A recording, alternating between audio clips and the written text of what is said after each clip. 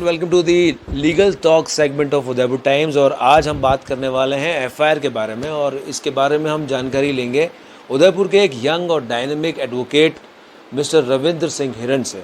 सबसे पहले सर आपका वेलकम करना चाहूँगा चैनल पे। रविंद्र जी, हम जानना चाहेंगे क्योंकि आपको पता है कि हमारा लीगल सेगमेंट है उदयपुर टाइम्स, और इस एपिसोड में हम आपसे एफआईआर के बारे में थोड़ा सा जानना चाहेंगे कि जो लोग देख रहे हैं उन तक भी ये इन्फॉर्मेशन पहुँचे कि जब वो लोग पुलिस स्टेशन में जाते हैं तो बेसिक जो इश्यूज़ या प्रॉब्लम्स वो फेस करते हैं कि किस तरीके से अपने एफआईआर को दर्ज करा पाएँ, उसके बारे में और क्या important. See, FIR is a very, very important piece of evidence. So, it is recorded in the section 154 of CRPC. ये धारा है जो क्रिमिनल प्रोसीजर कोड की होती है, जिसके तहत ये दर्ज की जाती है। अब FIR बहुत इम्पॉर्टेंट डॉक्यूमेंट होता है। It is a very important piece of evidence, specially जो क्रिमिनल केसेस हैं, जो कॉग्निजेबल ऑफेंसेस हैं। कॉग्निजेबल नॉन कॉग्निजेबल हम लोग बाद में बात करेंगे, बट जो कॉग्निजेबल ऑफेंसेस हैं उसके लिए FIR दी जाती है। और ये चीज़ समझनी बहुत ज़रूरी है लोगों को कि क्या इम्पॉर्टेंट कंटेंट होने चाहिए FIR में, किस तरीके से लिखी जानी चाहिए, जो कि बेसिक लोगों को समझ नहीं होती। जनरली लोग पुलिस स्टेशन पहुंच जाते हैं कि साहब हमारे साथ ये घटना हो गई है, और पुलिस वाले अपने हिसाब से FIR लिख देते हैं, which is I wouldn't suggest that. I would highly recommend everybody to understand what are the most important key elements of FIR, so that at least they understand basics that this all is important. See, basically, if there is anything, I would like to give an example of, say, there is a theft in your house. So people say, "साहब हमारे घर में चोरी होगी." No, that doesn't work that way, because what happens जब case चलता है तो आपको जब आपका सामान मिलता है तो आपको लेने में बहुत तकलीफ आती है। So example of a theft, you have to write very specifically कि साहब मेरे घर से ये बाइक चोरी हुई जिसका नंबर ये था, कलर ये था, टीवी चोरी हुआ उसकी ब्रांड ये थी, उसकी साइज़ ये थी, सेलफोन चोरी होता है तो मॉडल नंबर, उसका डिटेल्स। तो anything which goes you have to write details and make sure that colour, description, numbers, whatever is available, you put that.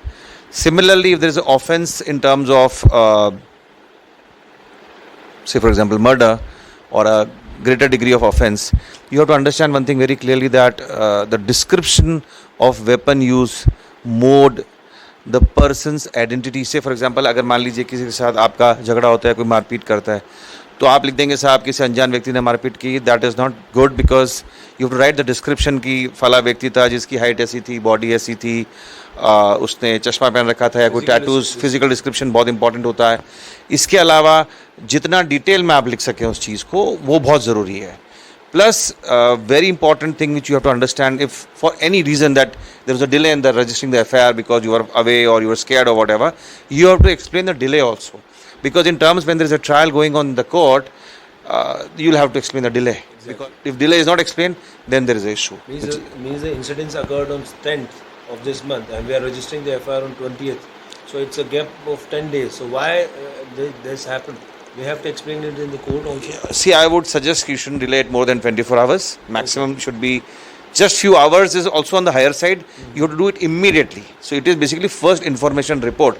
तो कभी भी आप ये कोशिश करें कि जितना जल्दी हो सके उतना जल्दी FIR को देवें, उसमें डिले नहीं करें। और खुदा ना खास्ता अगर डिले हो जाता है तो आपको उस डिले को समझाना ज़रूरी होता है FIR के अंदर, वरना advocates will ask you questions कि साहब डिले क्यों है, and if you are not able to reply then they will say it is a, there is a question mark on the FIR. So that is very important. Then there are certain offenses which are related to women, like section 354 hai, 376 hai, outraging woman, rape.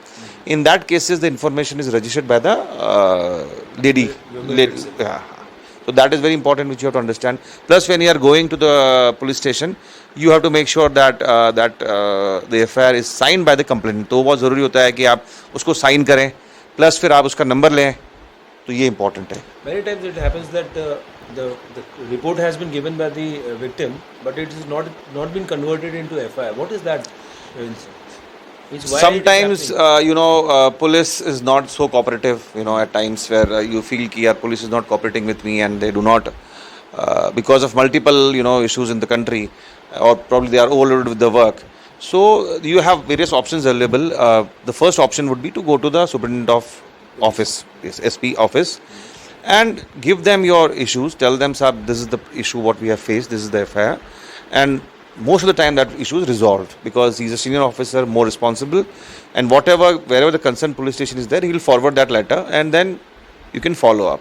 Make sure that when you go to SP's office, you have a copy, just saying कि साहब receiving दे दीजिए, तो उससे क्या होता है, you can follow up later. It's a proof like that. It is a proof. It is basically a document which you can again follow up. Say for example, if he's too busy or couldn't go to the police station, you can go back after a day or two and just ask them कि साहब ये हुआ है, ये पहुंचा नहीं है, तो वो it is of big help.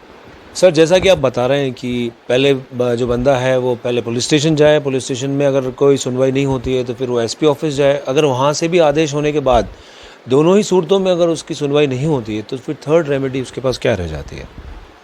It's a fantastic question and it's a very relevant question in today's scenario. See what happens if these doors are closed. आपके पुलिस सपोर्ट नहीं कर रही है, whatever with the issue, या सामने वाली party ज़्यादा strong है, ऐसा हो जाता है कई बार, तो उस सिचुएशन के अंदर आपके पास कोर्ट के रास्ते खुले हुए हैं. इस सेक्शन कॉल 156(3) ऑफ CRPC, उसके अंदर आपके पास रेमेडी अवेलेबल है. बट उसको करने से पहले there is a formality which you have to do. Basically उसमें आपको जो करना होता है वो ये करना होता है कि पहले आप जो रजिस्टर्ड AD है ना, पोस्टल से आप कंसर्न पुलिस स्टेशन जो आपका आता है उस पर आप AD करिए, SP को आप AD करिए, ठीक है. You keep the copies of those ADs and then you go to the court with those ADs. You have to give an affidavit and whatever is your complaint has to be in a proper format. Then you go to the respective court, file under section 156(3). Definitely the remedy is available in that. तो अगर कई बार ऐसा हो जाता है जब police support नहीं कर रही है, कोर्ट 100% सपोर्ट करती है इसके अंदर. पुलिस उसके अंदर फिर कंसर्न जो पुलिस स्टेशन है वहाँ भेज देती है. दे मेक श्योर कि उसमें पूरा उसमें इन्वेस्टिगेशन हो and if the offence is cognizable it is registered. The next thing is that we heard about zero FIR. What is a zero FIR and how See, it is beneficial for the common person? Very important for common person to know actually. The concept of zero FIR is, say for example, you are traveling or offense which has been committed to a place. Say for example, the offense has been committed in Udaipur, but due to certain reasons you couldn't give information in Udaipur, probably because you were scared or there was some issue or couldn't understand the situation. You can go to Jaipur, wherever your place is, and there you can register the FIR. And at that station, wherever you are in Jaipur or Jodhpur or MP or anywhere, they'll concerned police station will register the FIR, send it to the police station where the offense has been done. Yeah. तो उसमें क्या होता है कि जो zero FIR होती है वो अलग थाने पे कटती है और फिर वो दूसरे थाने पे जाती है जहाँ पे कि ऑफेंस हुआ है. तो वो एक ज़ीरो FIR कहलाती है, जो कि बड़ा ही हैंडी है. कई बार ऐसी सिचुएशन हो जाती है कि हम FIR दर्ज नहीं करा सकते बिकॉज ऑफ मल्टीपल रीजंस, तो ज़ीरो FIR उसमें करती है. आपके साथ कोई इंसिडेंट जयपुर में हुआ है सपोज और आप उदयपुर आ गए किसी रीजन से, तो आप यहाँ के भी पुलिस स्टेशन में जी करा देंगे, हाँ, तो वो फिर कंसर्न पुलिस स्टेशन में वहाँ चली जाएगी. That is zero. तो दोस्तों ये थी हमारी FIR के ऊपर बातचीत रविंद्र सर के साथ, और इसी वादे के साथ कि हम इस सेगमेंट में, लीगल टॉक सेगमेंट में आगे भी जो है और दूसरी सेक्शंस को लेकर आएंगे और उनके ऊपर डिस्कशन करेंगे रविंद्र सर के साथ.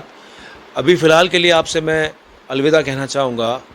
आई hope that you have learned a lot about the legal things and the FIR, and इसी वादे के साथ कि फिर जल्दी मुलाकात होगी. Thank you, bye bye, take care.